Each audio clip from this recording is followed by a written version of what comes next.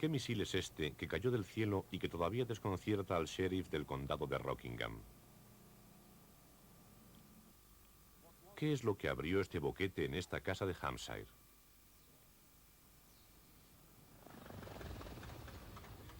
¿Es posible una lluvia de peces vivos? Cayó un chaparrón tropical acompañado de cientos de peces vivos. Caían del cielo, literalmente. La gente inmediatamente se dio cuenta de que aquellos huéspedes escurridizos eran sabrosas percas de agua dulce. Pronto los peces ya no se escurrían, sino que se freían. Testigos presenciales juraron que los peces caían de las nubes, pero el cómo estaban allí eran todo suposiciones. Misterios sacados de los archivos de Arthur Clarke, autor de 2001 Odisea del Espacio e inventor del satélite de telecomunicaciones. En su retiro de Sri Lanka, tras una vida dedicada a la ciencia, al espacio y a escribir, medita sobre los enigmas de este y otros mundos.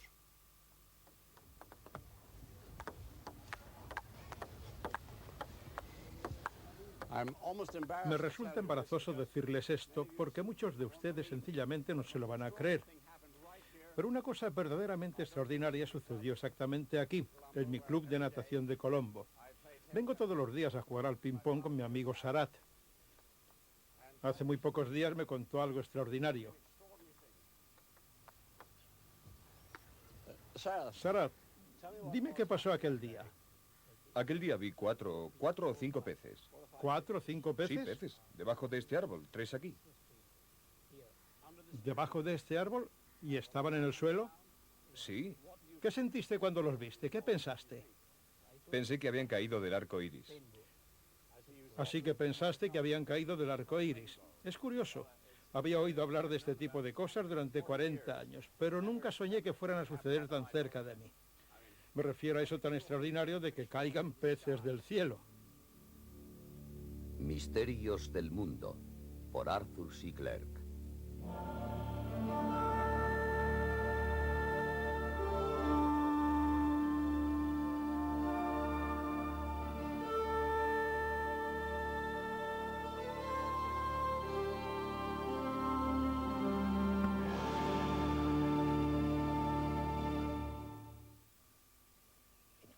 Serían las 6:15 de la tarde, una tarde de verano.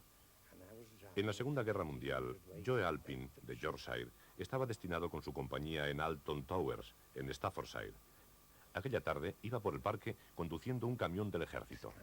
El cielo se oscureció de repente. Se puso muy oscuro, como de tormenta. Luego comenzaron a caer ranas, millones de ranas. Ranas muy pequeñas. Llovían sobre nosotros, sobre la hierba, sobre los coches. Resbalaban sobre nuestras guerreras, sobre los pies y las manos, por todas partes. Eran diminutas. No eran mayores que un dado o un terrón de azúcar. No nos resultaba fácil caminar por encima de ellas. No podíamos hacer nada. Paramos los vehículos. Todos tuvimos la misma idea. Quitar la llave de contacto y esperar a que dejaran de caer. Estuvo lloviendo ranas por lo menos 1 hora y cuarto. Sylvia Mowday también experimentó otro chaparrón parecido, el 12 de junio de 1954. Se había ido con su hija a la explanada de Platt para ver un desfile naval. Fue un día horrible, un típico día de verano en Inglaterra. No paró de llover, pero aquella lluvia era muy dura. Había estado comprándole un paraguas rojo a mi hija y yo oía que algo golpeteaba en el paraguas. Miramos y nos quedamos atónitas. Estaban lloviendo ranas. Continuaron cayendo centenares. El paraguas se cubrió por completo, nuestros hombros también. Miramos al cielo y caían ranas como copos de nieve. Enseguida todo el suelo estuvo cubierto. Yo diría que estaba llena un área de 50 metros cuadrados. Mi primer interés por los misterios fue motivado por las lecturas sobre ranas que caían del cielo. Estas historias fueron recogidas a primeros de siglo por un prestigioso americano llamado Charles Fort. Pasó muchos años de su vida en bibliotecas polvorientas investigando viejos recortes de periódicos. Publicó estas historias en una serie de libros notables, con frecuencia muy juiciosos, con títulos intrigantes como Lo y el libro de los condenados. Además de las lluvias de ranas, Charles Fort recogió lluvias de peces, grano, cenizas, hormigas, insectos y lo más curioso de todo, una tortuga encapsulada en hielo y hasta un caimán que cayeron en poblaciones americanas en la última década del siglo pasado. Sorprendentemente, tales lluvias no son infrecuentes. Charles Fort menciona una que tuvo lugar aquí en los jardines de Cinnamon, una vez más a una distancia menor de 700 metros de mi casa de Colombo. La noticia procede de Sir James Emerson Tennant, que escribió una importante historia natural de Ceilán. Subía por aquí cuando empezó a llover con fuerza. Al llegar arriba vio que el suelo estaba cubierto de peces diminutos brincando. Desde aquí al mar hay por lo menos 1,5 kilómetros de distancia. Aquí no hay lagos, ni estanques, ni ríos. Sri Lanka no es el único lugar donde existen testimonios de haber caído peces de cielos despejados. En 1948, Ian Paytey, antiguo campeón británico de golf amateur, acababa de empezar un juego en el club de golf de Barton-on-Sea, cerca de Bournemouth. Estaba jugando un partido comprometido con mi mujer, a eso de las 6 de una tarde de junio. Estábamos bajando la segunda calle y mi mujer estaba a punto de su segundo golpe, desde aquí exactamente. Y antes de darlo, cayó delante de nosotros un pez.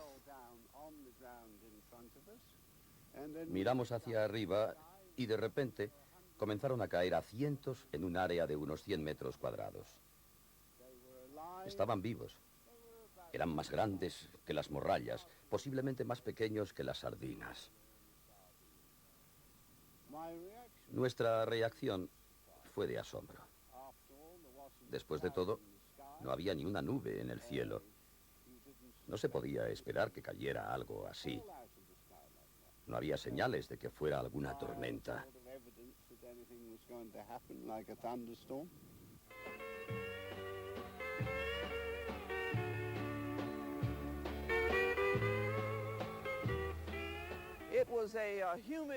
Era una mañana muy húmeda de octubre de 1947, cuando llovieron peces en Marksville.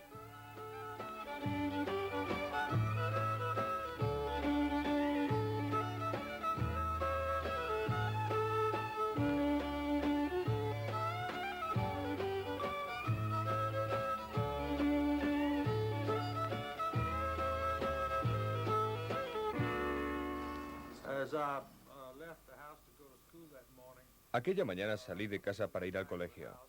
Me fui por detrás de la casa y cuando me acercaba al garaje, oí caer algo en el techo. Luego algo me golpeó los hombros, la cabeza, y vi peces en el suelo. Estaba en la cama. No me sentía bien. No madrugué. Mi sirvienta llegó muy temprano y estaba en el patio. Llegó muy excitada a mi habitación. Era una mujer negra, pero parecía blanca del susto. Llegó y me dijo, Lola, Lola, están lloviendo peces. Cuando cayeron peces en el tejado, oímos mi criada y yo un gran ruido. Ella se llamaba Viola. Salimos juntas. Estábamos asustadas. Viola no hacía más que gritar, Señor, Señor, debe ser el fin del mundo. Subía por esta carretera hacia el norte. De repente, cayó un pez en mi mano derecha y vi caer peces del cielo. Continué conduciendo. Estaba atónito. Cuando llegué aquí a este sitio, el patio estaba completamente cubierto de peces. Me quedé asombrado. Paré y entonces comenzaron a llegar otras personas y todos estaban asombrados. No podían creerlo, creer que habían caído peces del cielo. Le dije a mi padre que habían caído peces encima de mí. Estaba incrédulo. Creo que no se lo creyó. Le tuve que decir, sal conmigo y te los enseñaré. Salimos, fuimos a la parte de atrás de la casa y se los mostré. Yo tenía 14 años. Le pregunté a mi padre qué era aquello, pero no supo explicármelo. Es algo fascinante. Lo primero que piensa uno es que algún remolino los habría absorbido antes de caer ante los ojos atónitos de los testigos presenciales. Estoy seguro de que esta será la explicación para alguna de las lluvias de peces y ranas. Pero la teoría del remolino tiene sus problemas. ¿Por qué siempre una clase de peces? ¿Por qué no hay a la vez semillas u otros objetos? ¿Por qué caen a veces peces de aguas profundas? Sin embargo, lo que cae antes debe haber subido. ¿Por qué no hay noticias de subidas? Preguntas semejantes surgen ante otro fenómeno increíblemente frecuente. Caídas desde cielos despejados de bloques de hielo. A veces de bloques de gran tamaño. Sucedió en ese tranquilo pueblo de Lyndhurst, en Hampshire. Era un día caluroso de verano en 1980, cuando cayó uno de esos bloques, mortífero en potencia. El mecánico Ed Fox estaba en su trabajo cuando lo llamaron a su casa. Grandes trozos de hielo habían caído en su dormitorio. Cuando el hielo cayó, estaba cerca su vecina Megan Murray. Lo primero que oímos fue un ruido silbante como cuando se tira un cohete. Casi a la vez hubo una gran explosión como si algo hubiera reventado. Es una de esas cosas inexplicables. No sé de dónde pudo venir. El día era muy caluroso. Era verano y nadie espera tropezar con grandes trozos de hielo cayendo del cielo. En América, más allá de las montañas de Virginia, cayó otra bomba helada. El caso lleva muchos años sin resolverse en los archivos del departamento del sheriff del condado de Rockingham.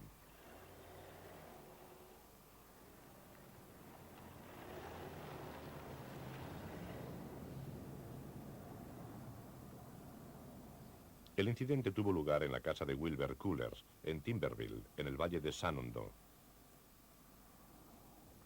Estábamos aquí sentados viendo la televisión. Para ser exactos, estábamos viendo El hombre de los 6 millones de dólares. Mi hijo, su mujer, que entonces era su amiga, y yo. El protagonista acababa de subir al tejado de un gran edificio. Se había agarrado a una chimenea o algo así. Le dio un tirón y justo en ese momento se produjo un ruido como si se derrumbara todo el techo de la casa. Miramos al techo abierto y un pedazo de hielo cayó al piso y pasó rozándonos.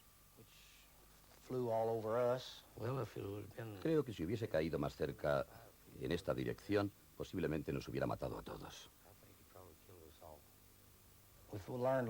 Después encontramos varios trozos de hielo más. Uno cayó fuera, cerca de la casa. Otro cayó en la finca de un vecino. Pero no sabíamos de dónde cayó. Lo que sí sabemos es que tenían mucha prisa en llegar aquí. El único trozo superviviente de hielo está bajo la custodia del sargento Butch Hottinger, que está haciendo un último intento para solucionar el caso.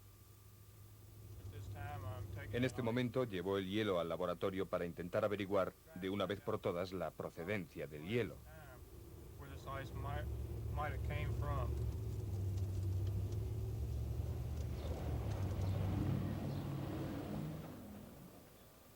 Han sido excluidos como culpables los aviones.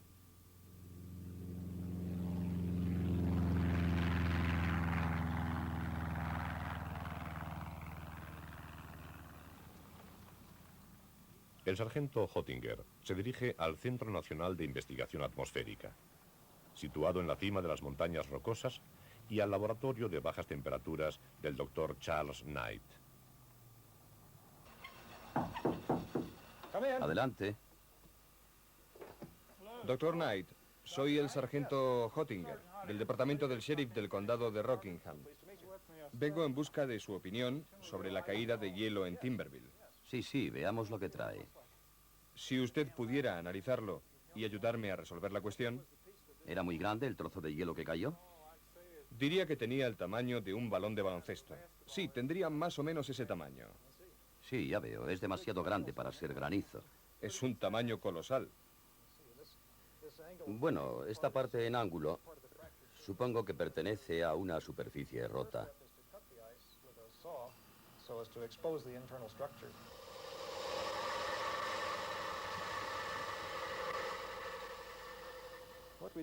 El primer paso es cortar el hielo con una sierra. Así veremos su estructura interna.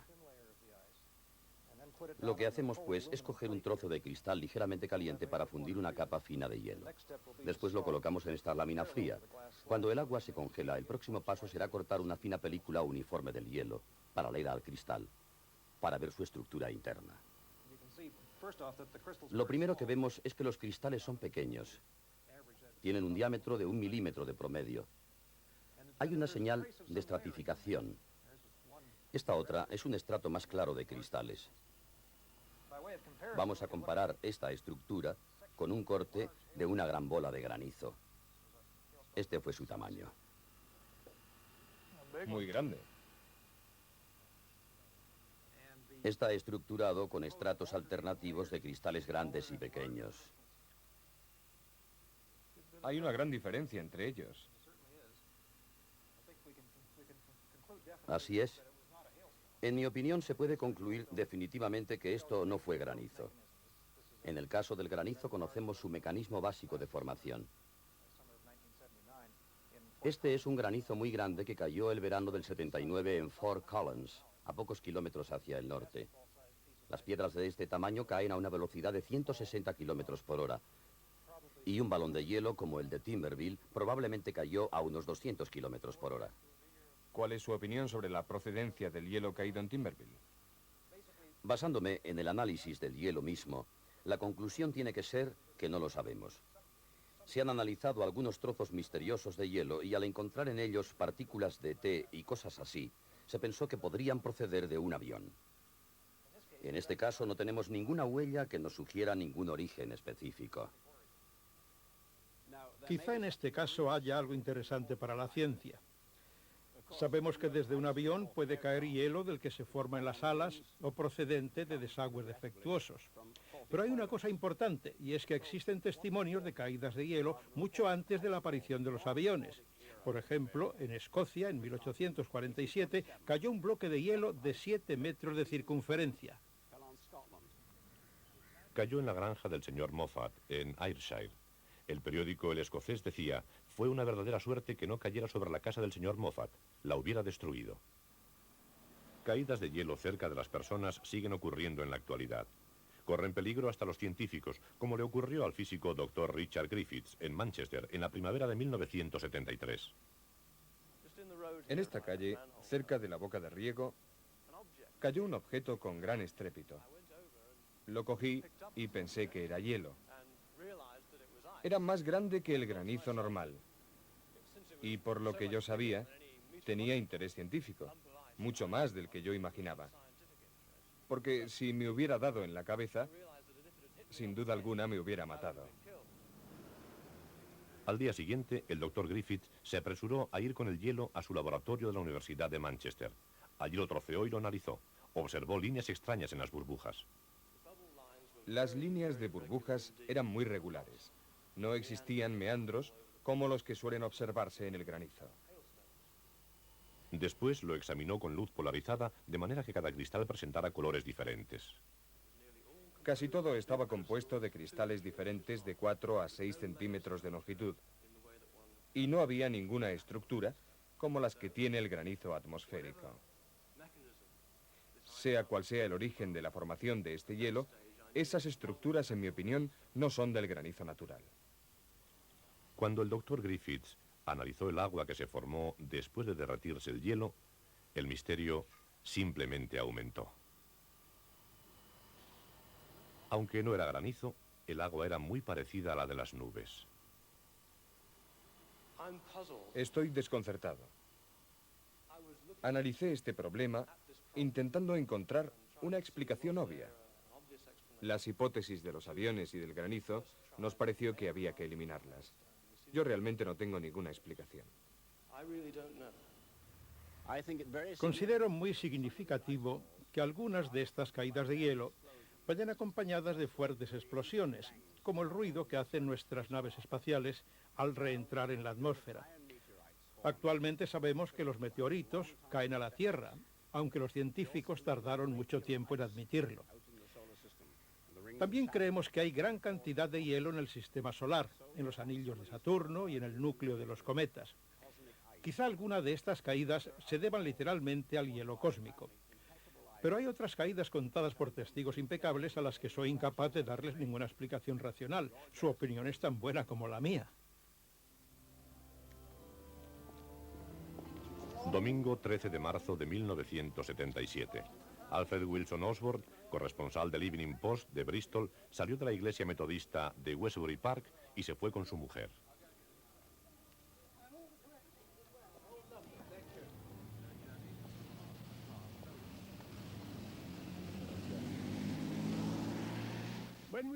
Cuando llegamos aquí sonó un chasquido y pensé que se me había caído un botón del abrigo.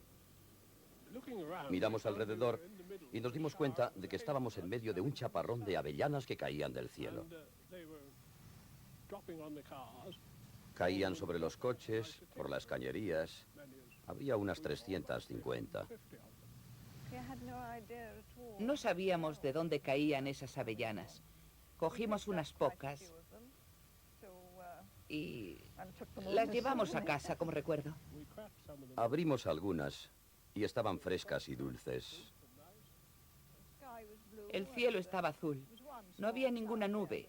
No había aviones ni nada parecido de donde pudieran caer. Nos fuimos a casa desconcertados. Aquel día habíamos invitado a un amigo a comer. Cuando llegó dijo: me ha pasado algo rarísimo. Yo le interrumpí y le dije: no me lo cuentes, te ha caído encima un chaparrón de avellanas. Él me dijo: sí, ¿cómo lo sabes? Aparentemente mi amigo tuvo la misma experiencia que nosotros, en el mismo lugar, 3 minutos más tarde. Cómo cayeron y cuál era su procedencia lo desconozco, pero he pensado que pudo ser un remolino que las absorbió, aunque no sé de dónde podría absorber avellanas en marzo.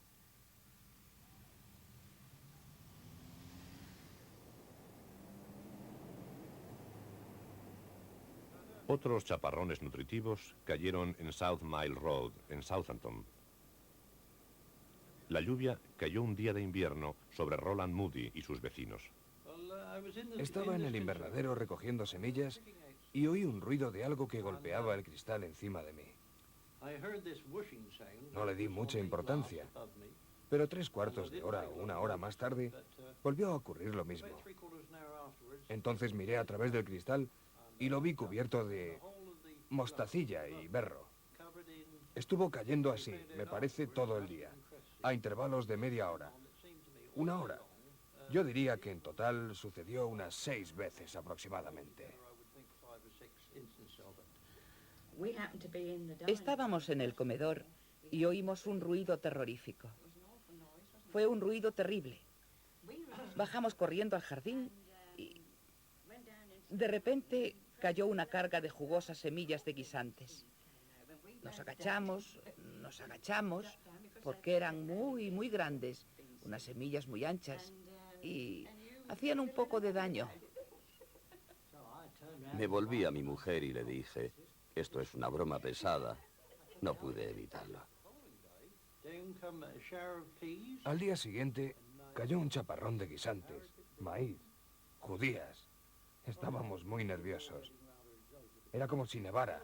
Caían a ráfagas. Aquello no tenía ni pies ni cabeza. Un día estaba en el teléfono, junto a la puerta de casa. Llegó mi hijo, abrió la puerta y penetró una lluvia de guisantes. Serían docenas y docenas. Me asusté y debí de dar un grito, porque mi amiga con la que hablaba por teléfono me dijo: ¿qué pasa? Yo le contesté: me acaba de caer encima un chaparrón de guisantes. Ella se echó a reír. Esta amiga mía, que estaba conmigo cuando sucedió esto otra vez, me dijo: nunca lo hubiera creído si no lo hubiera visto. Había montones de guisantes sobre la alfombra. Estuvieron cayendo todo el día hasta las 8 de la tarde. Algunos vecinos acudieron a casa y los guisantes les golpearon la cabeza. También a mí me hirieron porque caían con mucha fuerza. En total, supongo que recogeríamos unos 5 kilos de semillas. Fue increíble. Los guisantes crecieron. Eran semillas buenas. Incluso creo que la señora Gale envió algunas a otras tierras y se obtuvo una gran cosecha.